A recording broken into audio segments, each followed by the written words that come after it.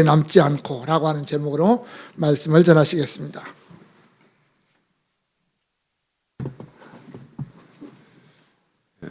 저는 젊어서부터 늘 하나님의 뜻이 무엇인가를 알고 싶어 했고, 하나님의 뜻을 알게 해주십시오라는 기도를 참 많이 한 것 같아요. 목사 되기 이전부터 늘 그런 것이 궁금했어요. 무엇이 하나님께서 기뻐하시는 일이실까? 내가 무엇을 해야 하나님의 뜻을 이루어드리며 사는 것이 될까 하는 것이 늘 궁금했습니다. 하나님께서 나타나셔가지고요, 저한테 야 양모야, 내 뜻이 이거니까 너 이렇게 해라, 그렇게 말씀을 좀 해주시면 참 인생이 참 쉬울 것 같아요. 그죠? 하나님 오셔가지고 너 이거 해라 하는데 안 할 사람 누가 있어요? 그렇게 시키시면 참 좋을 것 같은데, 제가 일생을 살아보니까 그런 일은 없는 것 같아요. 괜히 기도해 쌓지 마시오, 직접 나타나서 너 이거 해라 저거 해라, 그런 말씀은 잘 안 하십니다. 제가 심지어 이 목사가 되는 아주 중요한 이런 일도 저보고 너 목사 돼 맞았어가 이러면 그냥 하고 따라왔을 텐데, 그런 말씀을 안 하시니까 하라는 건지 말하는 건지 미적 하다가 좋은 세월 다 보내고 그랬습니다. 우리가 이 세상을 살아가는 데 있어서 아주 중요한 일들은 성경에 기록을 해가지고 우리에게 주셨어요. 아주 우리가 살아가는데 꼭 필요한 것, 우리 모두에게 주어지는 그런 일들은 성경에다 이렇게 기록을 해서 우리에게 이제 알려 주셨고, 그래서 우리는 늘 이제 성경 말씀을 읽으면서 우리의 삶에 하나님 뜻을 찾아 나가는 겁니다. 성경 말씀도 그냥 말씀만 기록된 게 아니잖아요. 여러분 성경 보시면 우리 인간의 역사를 가지고 기록했어요. 다윗이, 솔로몬이 이 살아가는 삶을 가지고 그 속에서 하나님의 뜻을 이렇게 나타내 보여주셨습니다. 지금 우리가 살아가는 이 세상도 우리 주변에 일어나는 일들을 통해서도 성경에 기록되지 않는 개인적인 뜻을 우리가 알 수가 있습니다. 그래서 우리가 성경을 읽고 세상을 보고 내 주변에 일어나는 일들을 보면서 이것이 하나님의 뜻이구나 하는 것을 이렇게 알아나가는 거예요. 그런데 이제 그렇게 해서 정말로 성경을 읽고 세상을 보고 이게 하나님의 뜻인갑다 하고 따라가는 그런 삶 가운데서도 오히려 지나고 보면 그것이 하나님과 반대되는 길을 가고 있었던 그런 일들이 사실 참 많이 있습니다. 우리 인간이 연약하기 때문에 성경을 맨날 읽고 마무리 기도하고 해도 하나님의 뜻을 잘 몰라요. 잘 모르고, 또 심지어 우리가 예수님을 믿고 교회 다니고 신앙생활 하는 일도 잘 모릅니다. 그래서 어떤 때는 나는 열심히 하고 있는데 가다 보니까 이게 이 길이 아니네, 반대되는 길이네, 이런 것을 느낄 때가 참 많이 있습니다. 오늘 이 본문에는 이제 그런 뜻이에요. 사람의 생각과 하나님의 뜻이 너무나 다르다 하는 것을 우리가 본 말씀을 통해서 알 수가 있습니다. 유대인들은 성전을 자랑하죠. 큰 돌, 웅장한 건물, 이것을 이렇게 자랑하는데, 그러나 하나님께서는 그것을 좋게 보지 않고 오히려 돌 위에 돌 하나도 남지 않고 다 무너뜨려질 것이다, 이렇게 이제 말씀을 하시는 거예요. 우리가 세상 살아가면서도 참 우리 깐에는 참 귀한 거다, 이거 참 좋은 거다, 그렇게 붙잡고 이렇게 살아가는데, 그런데 하나님 앞에 서보면 그냥 아무것도 아닌 헛된 거, 무너져 버릴 거, 이런 것들이 참 많이 있습니다. 그래서 우리가 이런 말씀을 대하면서 이렇게 사나가 저렇게 사나 천국만 가면 그만이겠지만, 그래도 우리가 좀 더 뭔가 보람되게 살기 위해서 좀 뭔가 더 하나님의 뜻을 이루어드리게 하기 위해서 너무 이 세상 것에 허무한 것에 애착심을 갖지 말고 그거 이루라고 하지 말고 좀 더 하나님 가까이에서 하나님을 섬기는 일에 최선을 다해야 될 것이다. 오늘 본문이 우리에게 주는 교훈이라고 생각합니다. 요즘 제가 여기저기 다니면서 설교도 하고 못하는데요. 참 교회가 심각하게 다 이렇게 처져 있어요, 분위기가. 어떤 목사님은 왜 처져 있어? 그냥 힘내시고. 근데 힘날 일이 없잖아. 근데 한번 힘 좀 어깨 좀 펴고, 참 우리가 옛날에 그런 어떤 뜨겁던 그런 심정을 돌아가야 되는데 참 교회들이 자꾸 이렇게 움츠러들고 이래서 참 많이 안타까움이 있습니다. 오늘 좀 더 그래도 또 우리만큼이라도 좀 더 힘을 내고 또 하나님 말씀을 잘 사겨 들어 봅시다. 그리고 힘을 한번 얻어 봅시다. 아멘. 예. 첫 번째, 이 돌들이 어떠하며 이 건물들이 어떠하니까.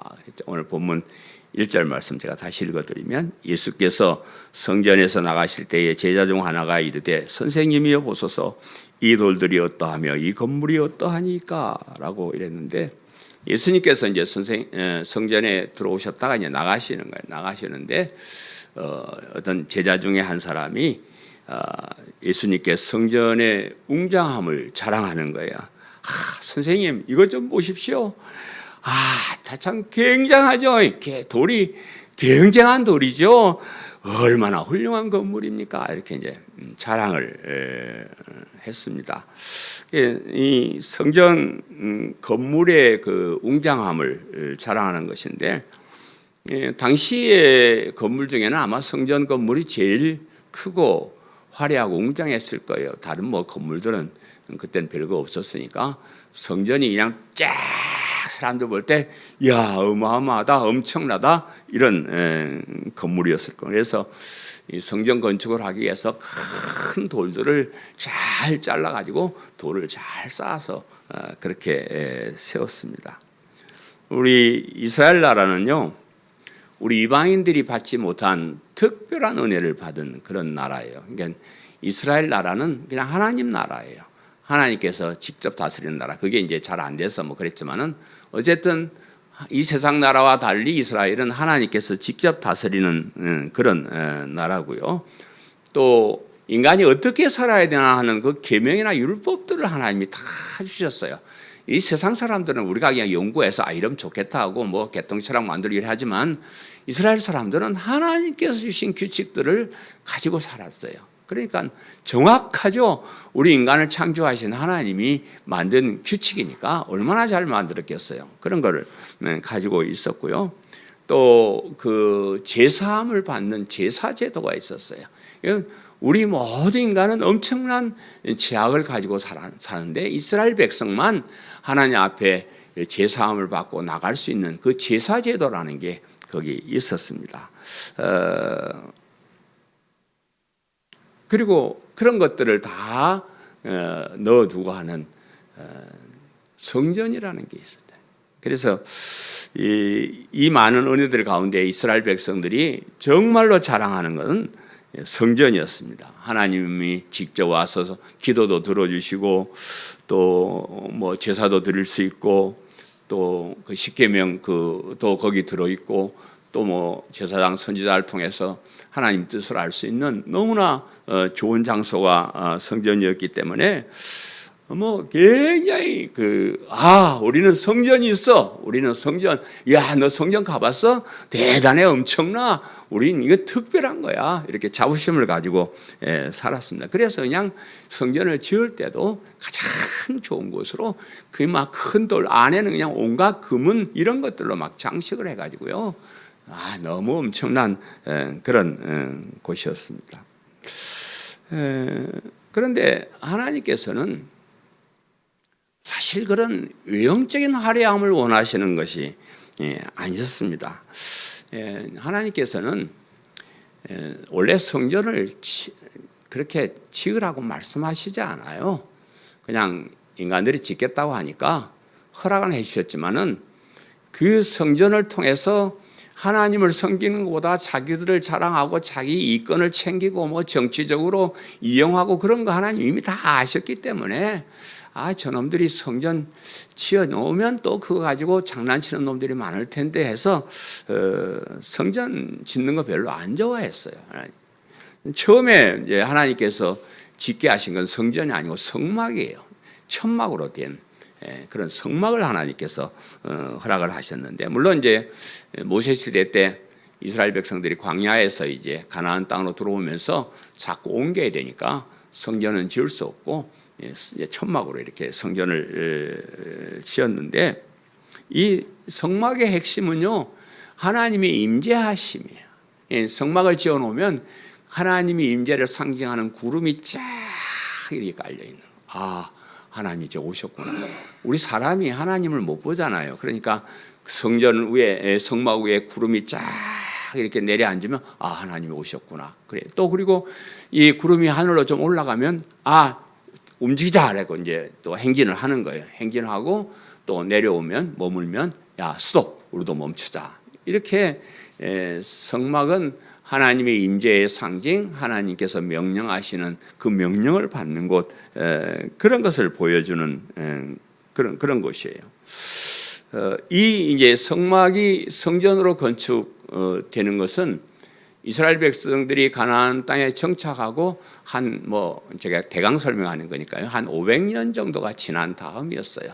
500년 나라를 이렇게 세우고 사는데도 하나님의 성막은, 성전은 아직도 천막 속에 있다. 그래서 이제 다윗이나 솔로몬이 하나님을 졸라가지고 그 성전을 짓는데, 맨 처음 성전은 솔로몬 성전이야. 솔로몬이 지은 그 성전인데,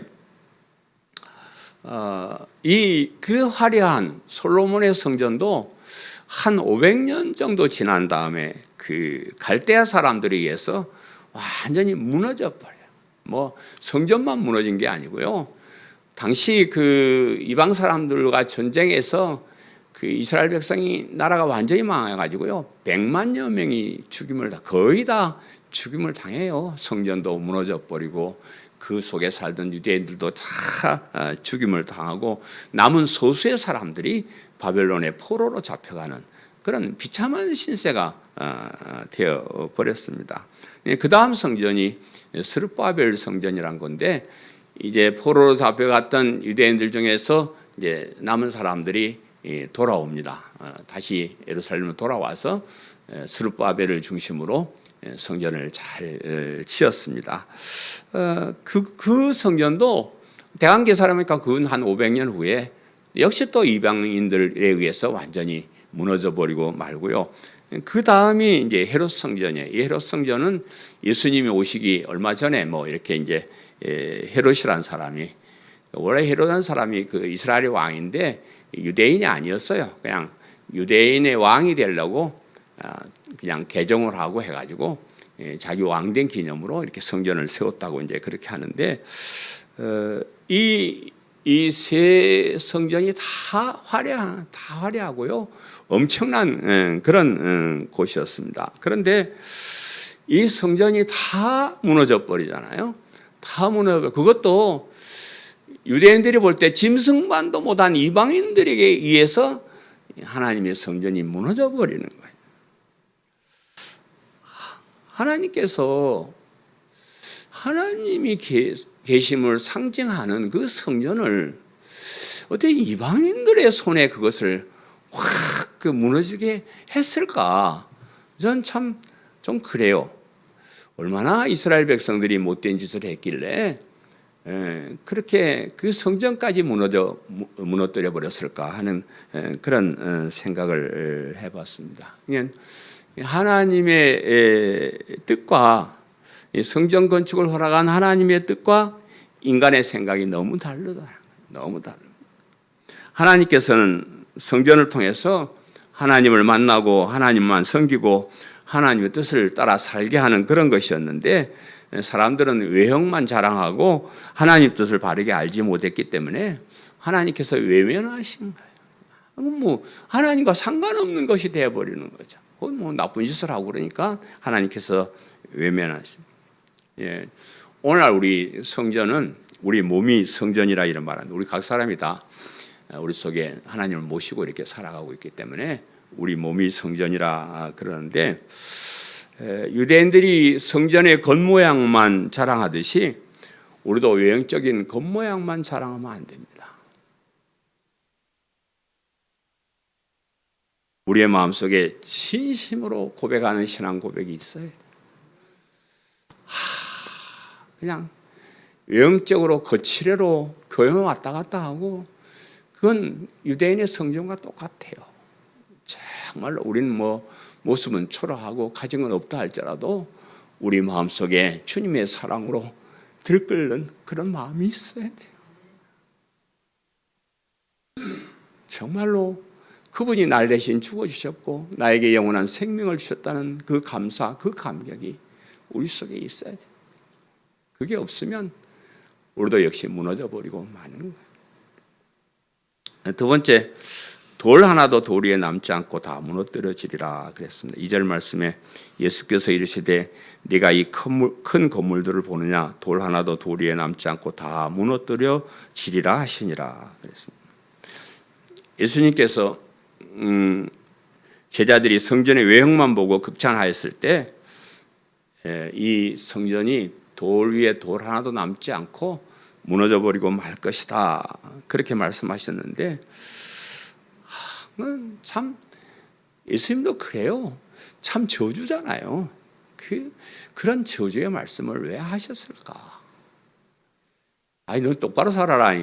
아이 그러면 안 된다. 뭐 이렇게 좀 경고를 하시든지 안 그러고 아이 뭐 이게 좋은 줄 알아? 돌 하나도 돌에 남지 않고 다 무너져 버리고 말 것이다. 그렇게 말씀하셨는데 하나님 보실 때 그것이 더 이상 성전이 아니에요. 예수님 보실 때 성전의 기능을 완전히 잘못 사용하고 있어요. 그래서 그렇게 하신 것이라고 보는데 제가 몇 가지로 생각을 해보니까 성전을 인간 자랑의 도구로 사용했다. 성전이 하나님을 섬기는 곳인데 하나님은 없어지고 인간들이 자기 자랑하는 도구로 사용했다. 솔로몬 왕이 성전을 건축하고 나서요 이렇게 기도합니다.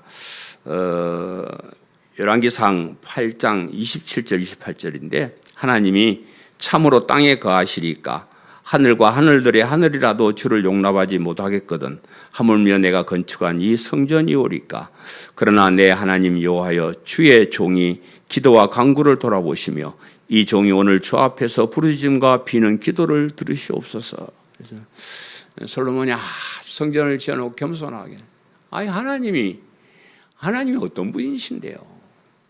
하나님 그 우주 만물에 계시는 그 하나님이 뭐 성전 하나 화려하게 지었다고 거기에 와 계시는 그런 분은 아니에요. 그렇잖아요.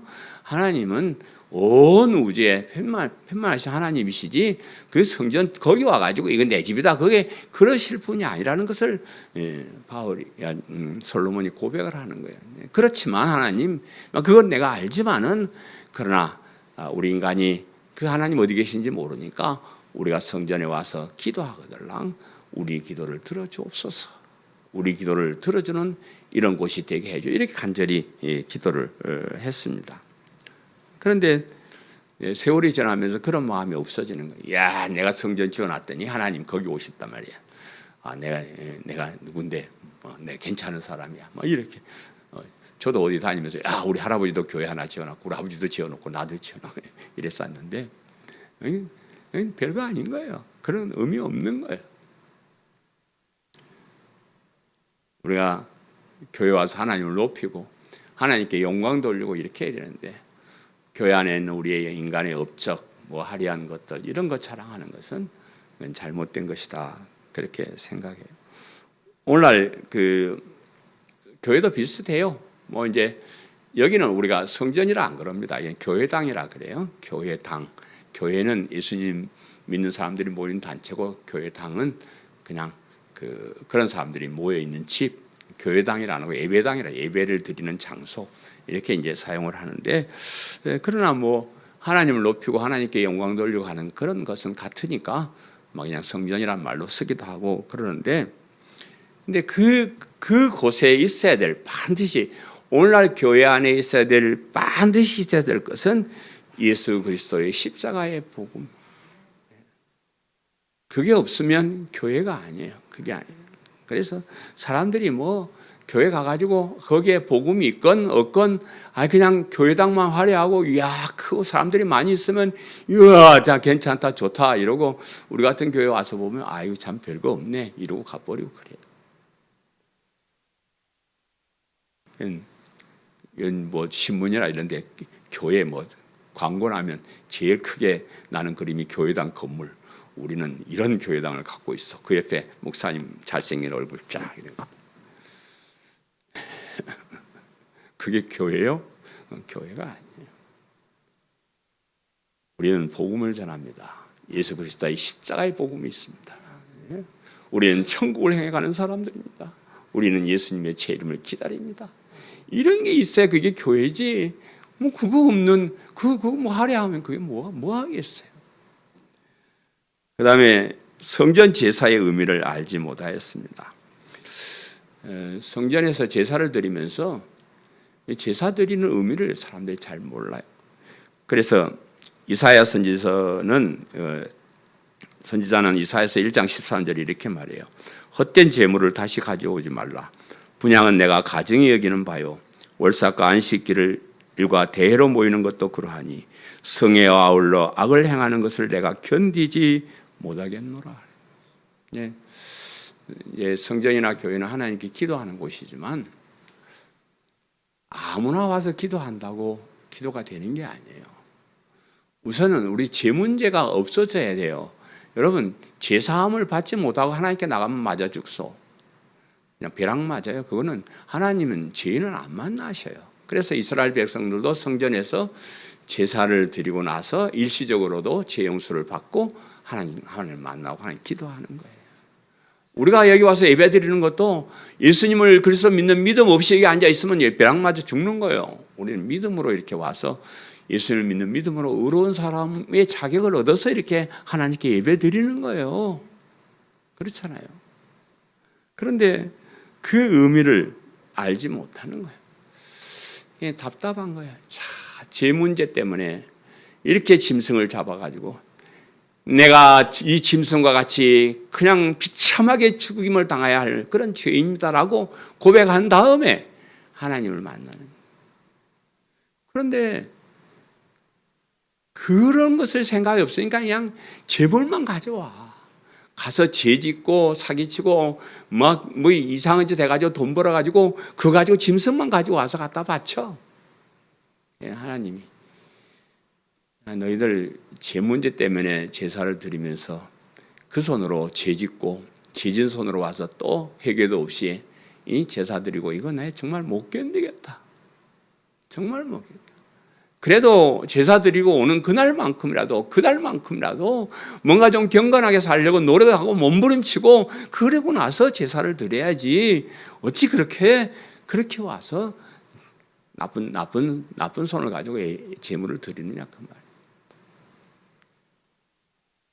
오늘 우리 교회도 그래요. 우리 교회도 여러분 예수님을 믿는 믿음을 예수님을 그리스도 믿는 믿음으로 의롭다함을 인정받는 건 이건 정확한 사실입니다. 이건 진리입니다. 이건 진리. 이거는 바꿀 수 없어요. 바꿀 수 없는데 우리 한번 생각을 해보자고요. 내가 흉악한 죄인이라는 것을 고백하고 예수님의 십자가를 믿고 의로운 사람이 된 데 대한 감격하는 사람이 그리고 나가서 또 죄를 지어요. 네? 그것도 그냥 뭐 어쩔 수 없이 막 그러긴 몰라도 일부러 자기 욕심 채우려고 죄를 짓고 그리고 와서 또 난 제가 믿습니다 이러고 그거는 안 되는 거예요.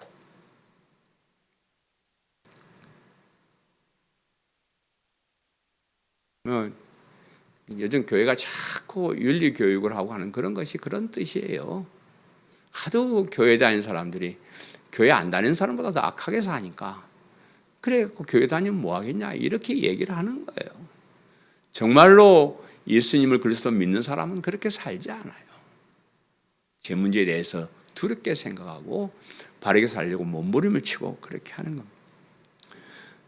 그 다음에 성전을 자기 이익의 도구로 사용했습니다. 우리가 살펴본 마가복음 11장 15절에 예수님이 이렇게 말씀하셨죠. 그들이 예루살렘에 들어가니라 예수께서 성전에 들어가사 성전 안에서 매매하는 자들을 내쫓으시며 돈 바꾸는 자들의 상과 비둘기 파는 자들의 의자를 둘러 부시고 그랬습니다. 성전에는 성전 지도자뿐만 아니고 많은 사람들이 와서 자기 이익을 위해 장사하는 곳으로 이렇게 바꿔버려요.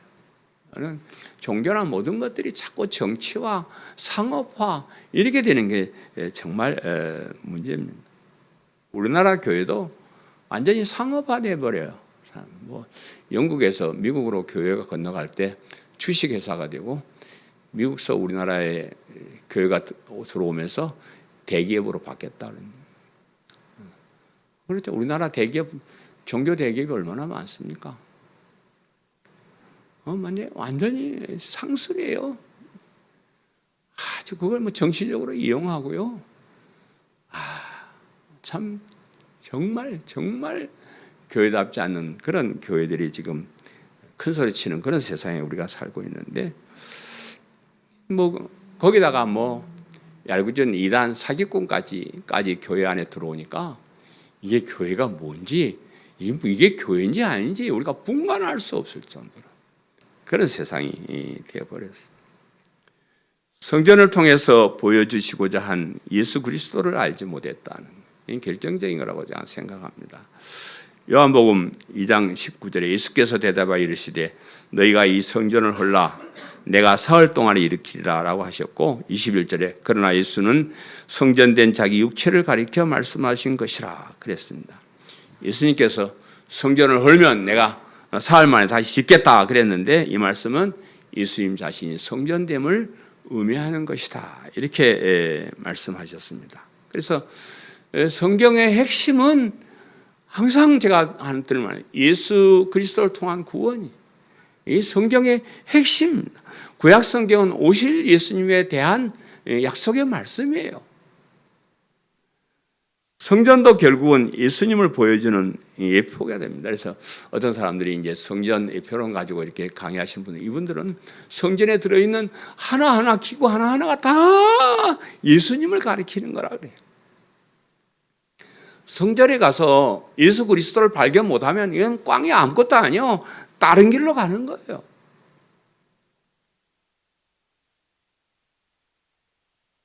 유대인들은 그걸 모르는 겁니다. 율법에 있는 예수 그리스도, 성전 속에 있는 예수 그리스도, 제사에 나타난 예수 그리스도, 그걸 모르는 거예요.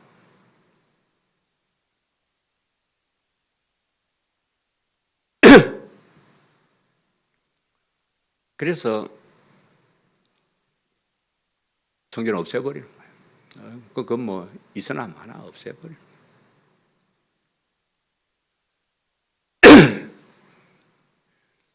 모르기만 하면 다행이 아니고 오히려 예수님을 배척하잖아요. 예수님을 십자가에 죽이는 역할을 반대되는 하나님 뜻과 반대되는 역할을 그들이 했던 것이다. 그래서 성전이나 뭐 유대교나 율법이나 뭐 제사제도나 이런 거 하나님 다 없애버리고 새롭게 시작합니다. 오늘날 많은 사람들이 교회 다닌다고 하면서도 성경을 통해 교회를 통해 알려주시고자 하는 예수 그리스도의 십자가의 복음을 알지 못하고 교회만 다녀요. 십자가의 복음을 믿는 믿음이 얼마나 위대한 것인지 알지 못하고 믿지 못하고 그러니까 이제 교회가 오기 싫어지는 거예요. 많은 사람들이 이제 교회를 외면하기 시작해요. 우리 교회만 이렇게 자꾸 이제 줄어드는 게 아니고 다른 교회들도 뭐 자꾸 사람들이 교회를 떠나고 줄어들고 그렇습니다. 사람들이 교회를 외면하기 시작해요. 근데 사실은 사람들이 하나님을 외면하는 게 아니고요. 하나님께 외면당한 거예요. 참 어떻게 생각하면요. 참 무서운 겁니다.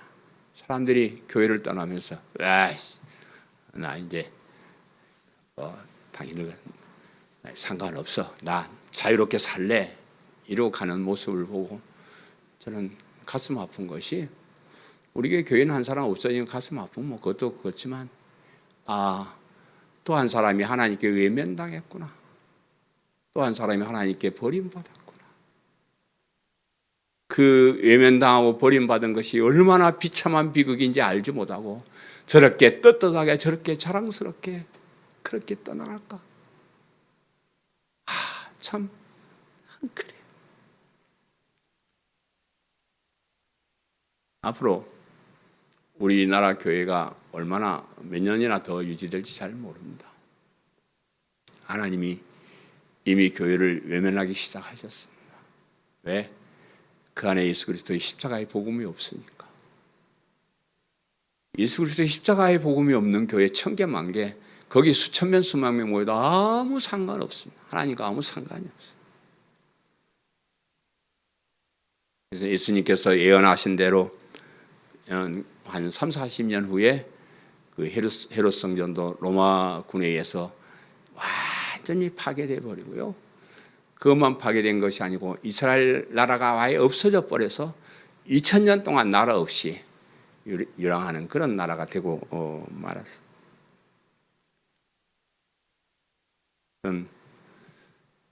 이런 세상에 살면서요, 아직까지 예수님을 믿고 복음을 알고 사는 여러분 너무 행복하십니다. 너무 행복. 우리 중에 그 다음은 어떤 사람이 또 외면당할지 모르겠지만 여기 있는 우리만큼이라도 하나님께 외면당하지 말고 이 귀한 것 버리지 말고 정말로 믿음으로 끝까지 승리하시기를 간절히 바랍니다.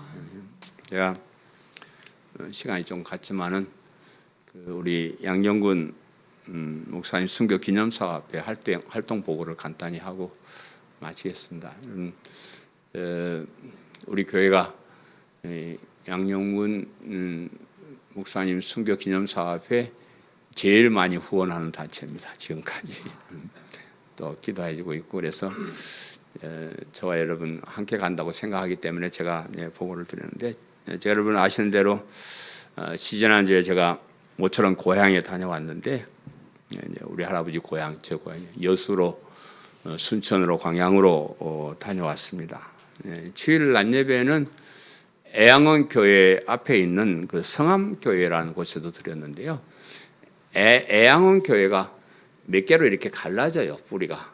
그래서 그 앞에 신풍교회나 또 여기 있는 그 성암교회, 또 애양원교회, 지금 현재 이렇게 세 곳이 있는데, 이 성암교회라는 곳이 애양원교회와 뿌리를 같이 하고 있어서 거기 성암교회 교회사에 보면 저희 할아버지가 그 교회 초대 교역자로 기록이 되어 있습니다. 양영근 조사님이 그 성암교회 초대 교역자로 이렇게 되어 있어서, 그래서 난 그거 잘 모르고 애양원교회만 이렇게 했는데, 나중에 제가 이런 역사를 발견하고 그 교회 목사님과 통화를 했더니 저희 교회 한번 방문을 해달라고 너무 영광스럽다 그래서 갑자기 이제 주일 낮 예배를 드렸는데, 가서 모처럼 앉아서 설교 잘 듣고 와야 되겠다고 앉았는데 목사님이 본문만 읽고 간단히 얘기하고 양 목사님 나오셔서 설교하시라 그래가지고, 제가 원고 없는 설교 잘 안 하는데 갑자기 설교를 그렇게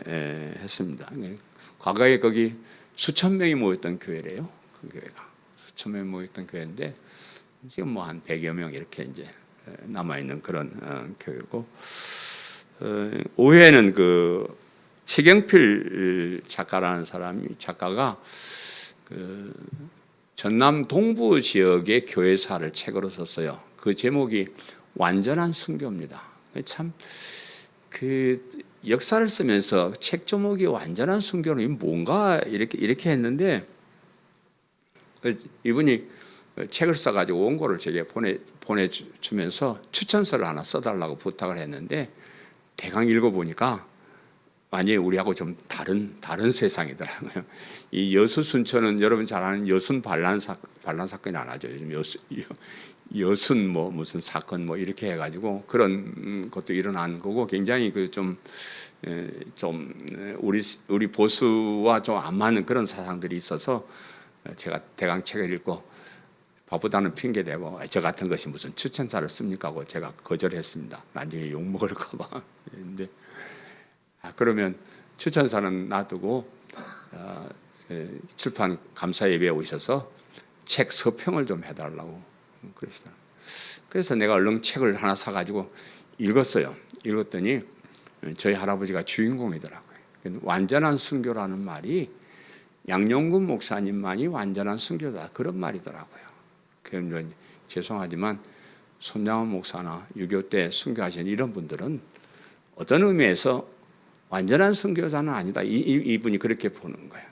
그렇게 보고 정말로 감옥에서 시사참배 반대 자기 신앙을 지키기 위해서 끝까지 투쟁하다가 거기에서 돌아가신 그런 완전한 순교자의 그런 이제 분이라 그렇게 하고 할아버지 이름 앞에다가 호남 최초의 순교자란 이름을 붙였더라. 이분이 역사를 연구해가지고 전라남북도에서 최초로 순교하신 분이 양용근 목사님이셨다. 이렇게 이제 발표를 했는데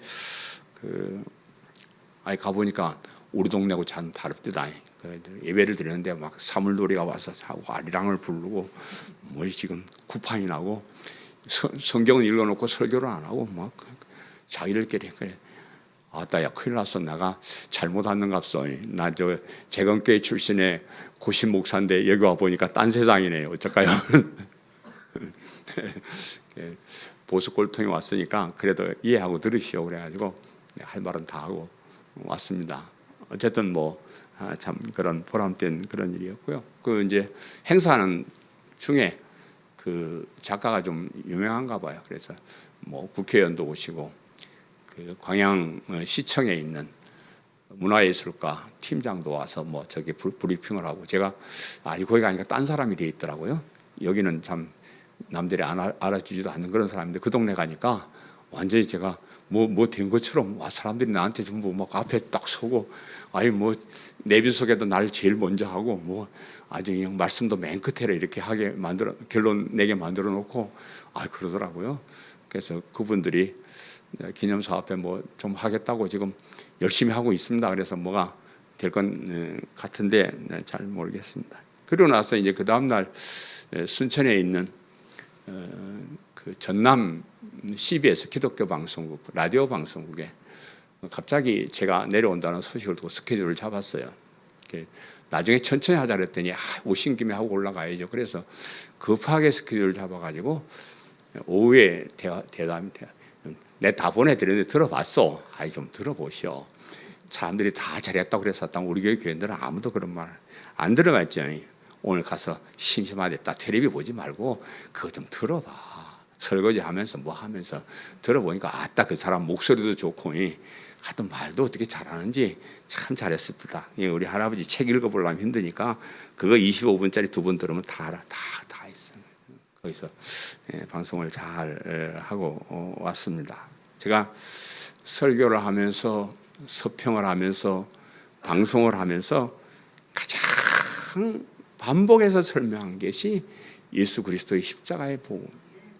정말 다른 사람들은요 순교자의 후손, 순교자의 삶 그러면 그분이 어떤 삶을 살았는가, 좋은 일 했는가 이걸 자꾸 물어보고 그래요.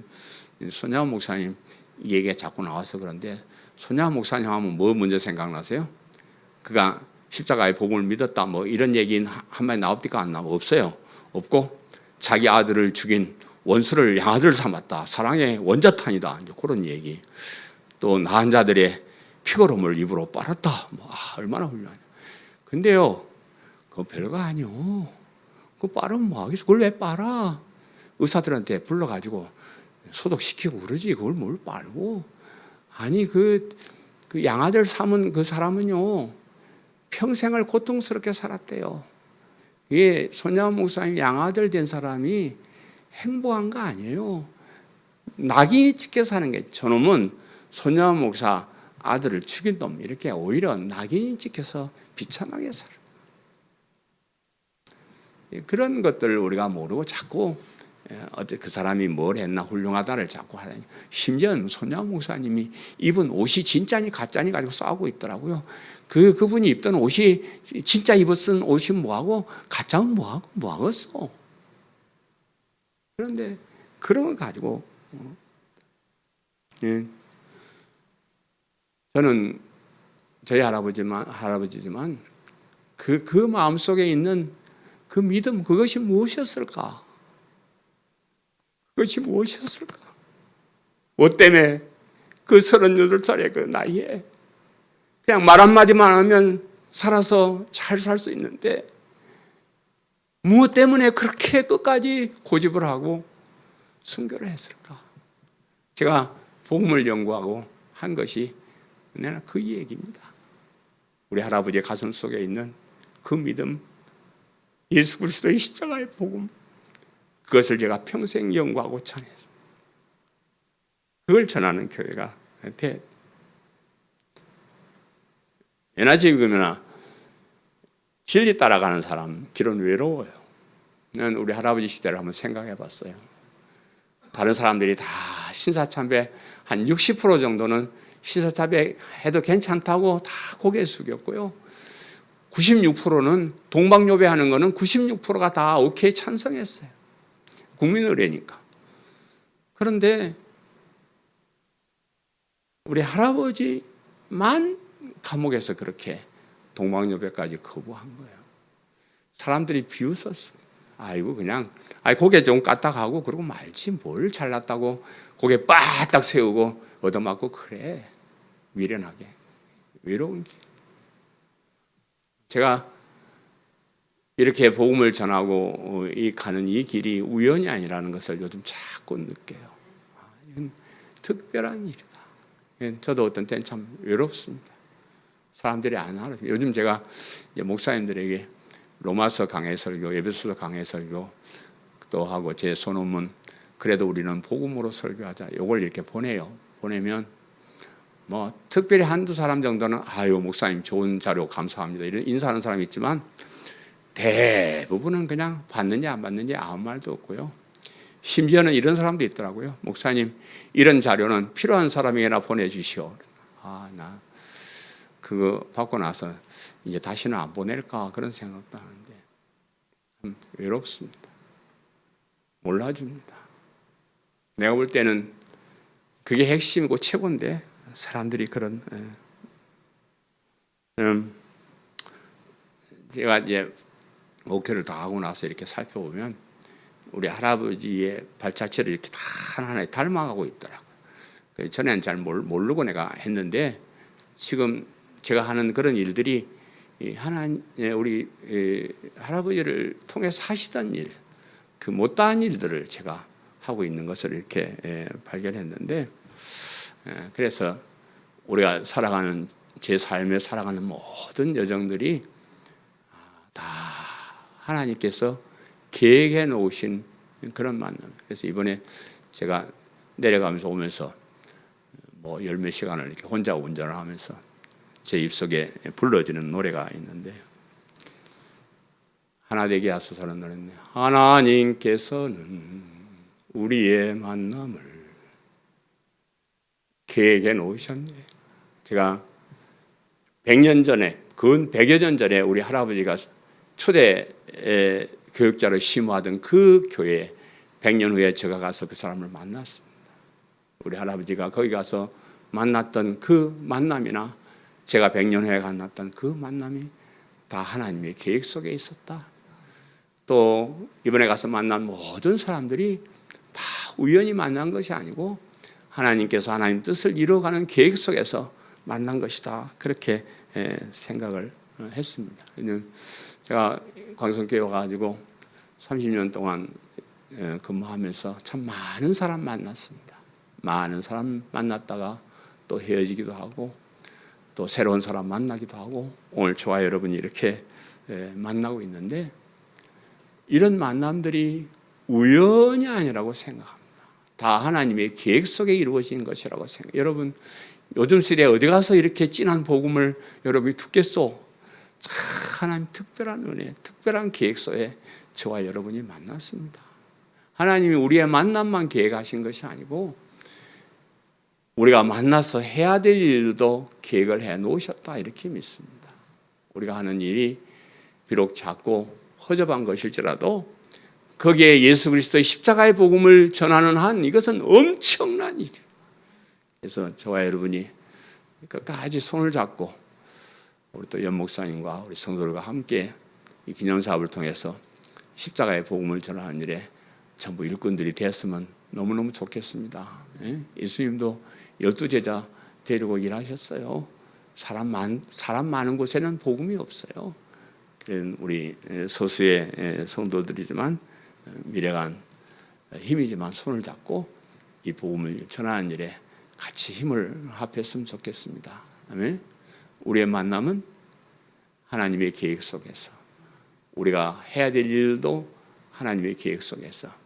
여러분, 그냥 우연히 왔다가 그냥 조금 있다가 세상 그만두고 이럴 수도 있어요. 그러나 그런 의미들을 하나하나 알아가면서 내가 해야 될 일이 무엇일까? 여러분, 뭐 그렇게 엄청난 거 아니에요. 저와 같이 마음을 합해주고 박수 쳐주고, 아, 목사님 힘내세요, 그러고 복음이 최고라고 그러면 그게 되는 겁니다.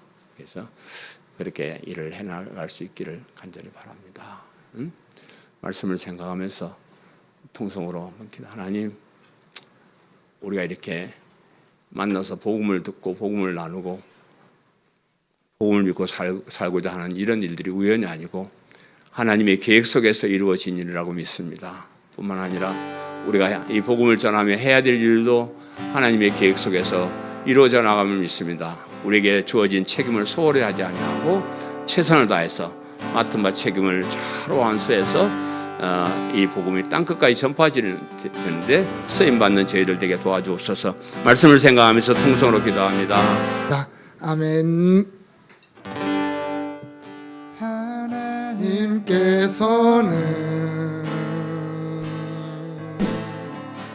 우리의 만남을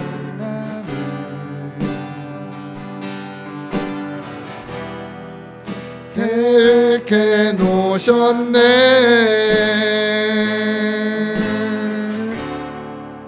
우린 하나 되어 어디든 가리라.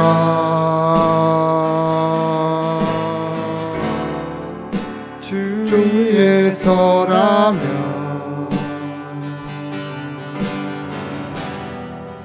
무엇이든 하리라.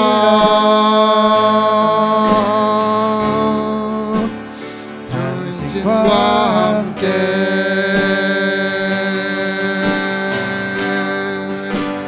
우리는 하나 되어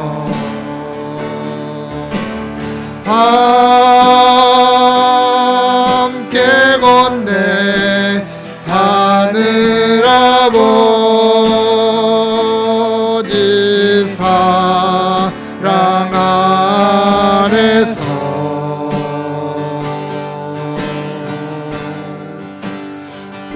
우리는 기다리며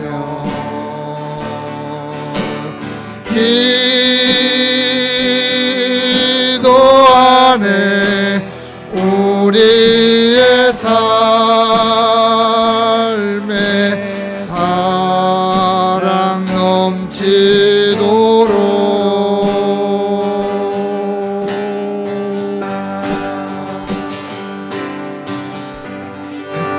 이제는 우리 주 예수 그리스도의 은혜와 하나님 우리 아버지의 크신 사랑하심과 성령의 역사하심이 오늘만 하나님께 영광 돌리는 우리 강성교회 모든 성도들 머리머리 위에 저들의 가정과 부모님과 자녀들과 생업과 앞나루에 이제로부터 영원토록 함께 있을지어다. 아멘.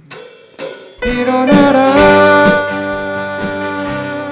빛을 발하라 만 백성이 자유함을 얻어 기뻐하는